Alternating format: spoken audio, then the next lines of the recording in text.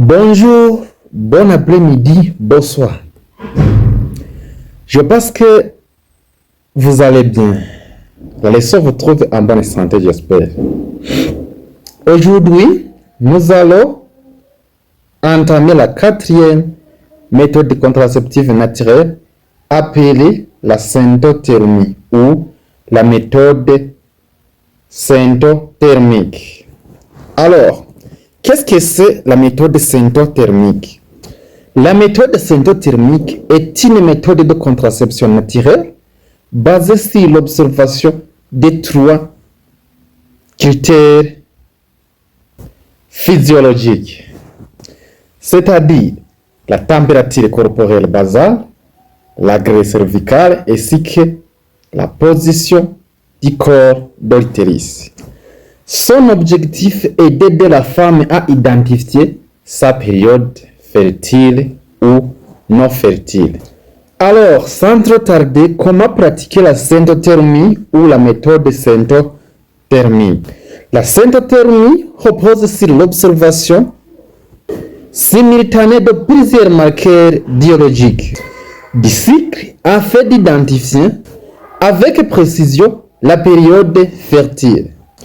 La méthode combine la température corporelle basale, l'aspect et la sensation du mucus cervical. Qui dit cervical, ça veut dire qui est relatif au corps de l'utérus. Et parfois, la position du corps de l'utérus.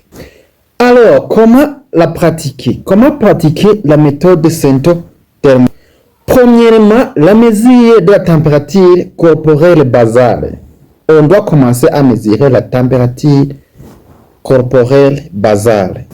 Chaque matin, avant de vous lever, prenez votre température corporelle avec un thermomètre précis. C'est-à-dire, c'est pourquoi, après l'ovulation, la progestérone provoque une élévation thermique de 0,2 à 0,4 degrés Celsius. Et cette augmentation de la température corporelle va persister jusqu'aux règles, jusqu'à l'arrivée des règles. Attention, la température corporelle ne va pas être fiable si vous avez bu de l'alcool dans la nuit précédente, pendant la nuit précédente. Et aussi si vous avez dormi moins de 6 heures la nuit précédente. Aussi s'il y a la maladie ou la fièvre vraiment passagère. C'est-à-dire la température peut changer. Si vous avez vraiment dormi moins de 5 heures, si vous avez bu l'alcool la nuit précédente, s'il y a une maladie ou une fièvre passagère, la température peut augmenter. En deuxième position, observez la graisse cervicale. Le corps de l'utérus produit un mucus de la texture change sous l'effet hormonal. En début du cycle, votre graisse cervicale présente. Après l'ovulation, vous observez un retour de la graisse cervicale à un mucus plus épais et sec et branchâtre. L'observation de la graisse cervicale se fait de façon quotidienne à une heure régulière, en notant toute modification observée. En troisième position, repérez la position du corps. Repérez la position du corps. Le corps de l'utérus s'assouplit et se relève et aussi s'entrouvre pendant la période fertile. Après l'ovulation, il descend et aussi se ferme comme à l'état initial. À résumer, comment on va pratiquer? À résumer vraiment, on va procéder comme ça.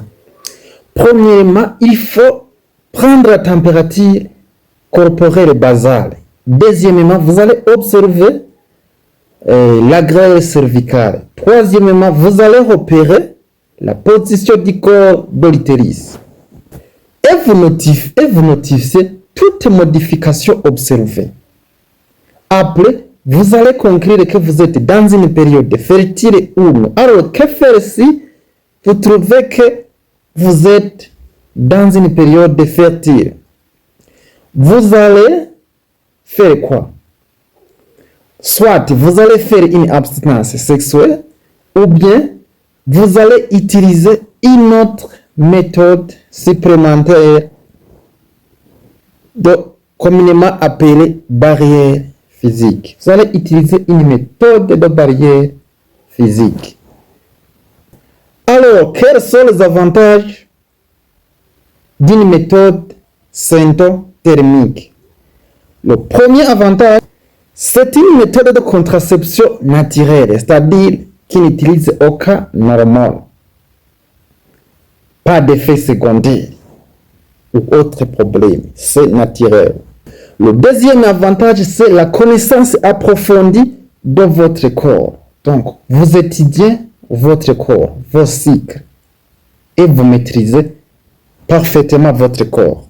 Le troisième avantage, c'est le partage et la communication au sein du couple.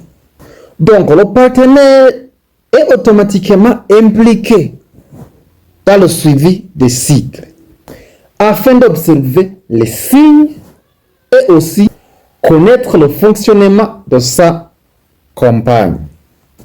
Alors, quels sont les inconvénients? Le premier inconvénient demande vraiment quotidien. Oh, on va prendre la température tous les jours, on va observer la grêle cervicale tous les jours, on va observer la position du corps tous les jours à une heure précise. Ça, c'est vraiment très difficile.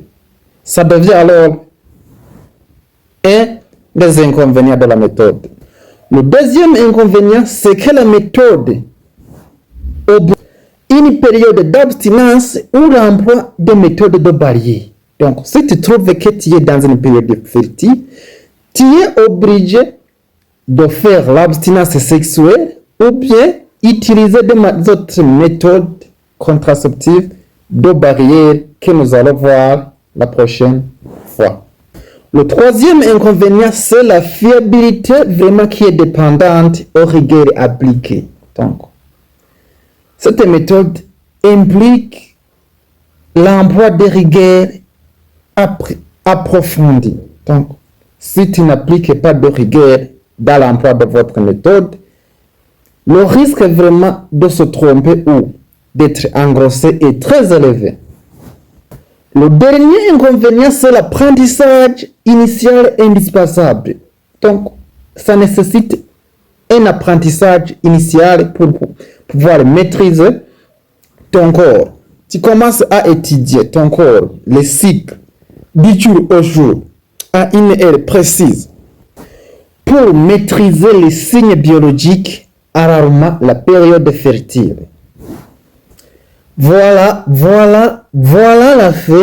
la fin de cette présentation d'aujourd'hui. Mais quand même, je vous remercie d'avoir suivi la leçon. Mais aussi, je vous laisse une seule question que vous allez répondre en commentaire. Nous allons nous rencontrer dans les commentaires pour répondre à cette question.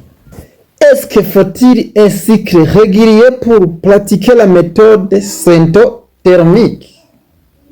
Est-ce qu'il faut vraiment que tu aies un cycle régulier pour pratiquer la méthode syntothermique? C'est la question que je vous laisse. Nous allons la répondre en commentaire et aussi nous allons la revenir dans la leçon qui va suivre demain, la 5e méthode contraceptive naturelle qui s'appelle la méthode de température. Merci.